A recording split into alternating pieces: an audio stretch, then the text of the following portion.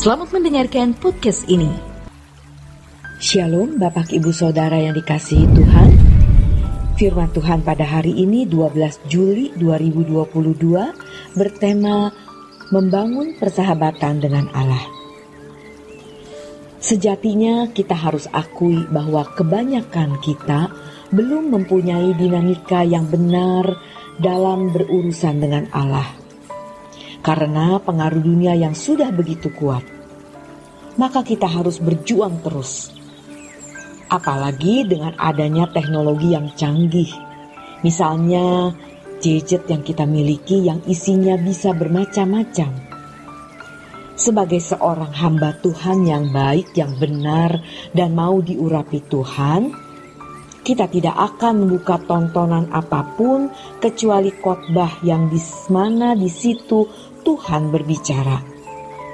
Maka mari kita berdinamika dalam berinteraksi dengan Allah secara benar, sehingga Tuhan bisa menikmati kita.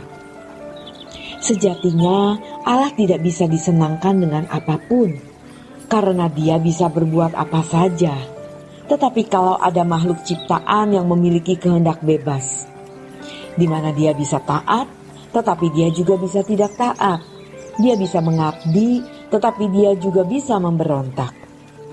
Namun, Ia memilih taat dan mengabdi dan mencintai Allah serta menghormati Dia.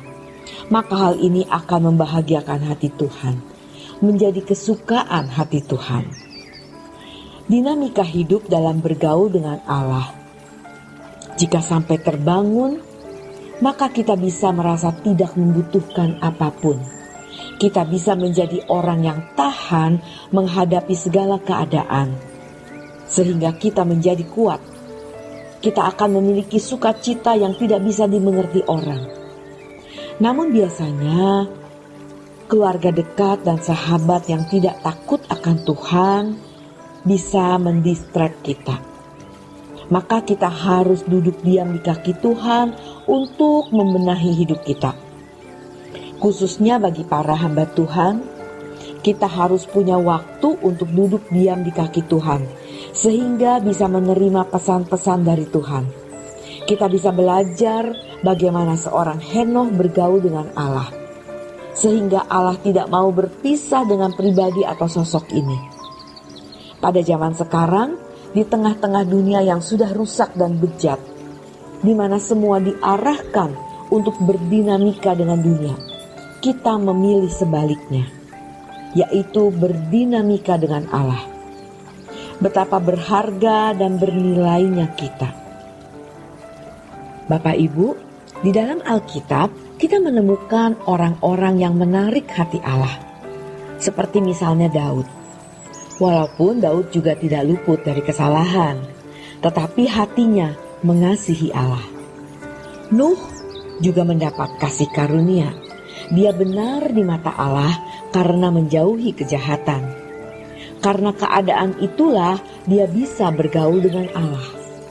Tentu Nuh orang yang takut akan Allah, sehingga perjanjian Allah diberitahukan kepadanya. Jadi apapun kebutuhan dan masalah hidup kita, masalah utama kita adalah membangun persahabatan dengan Allah. Maka berapapun harganya, harus kita penuhi. Jangan sampai kita berbuat salah. Jangan kita terikat dengan dunia dan kesenangan-kesenangannya. Sebab hanya orang yang berjalan dengan Allah, yang benar-benar merindukan Allah, dirindukan oleh Allah juga. Maka jangan kita mempunyai prioritas lain.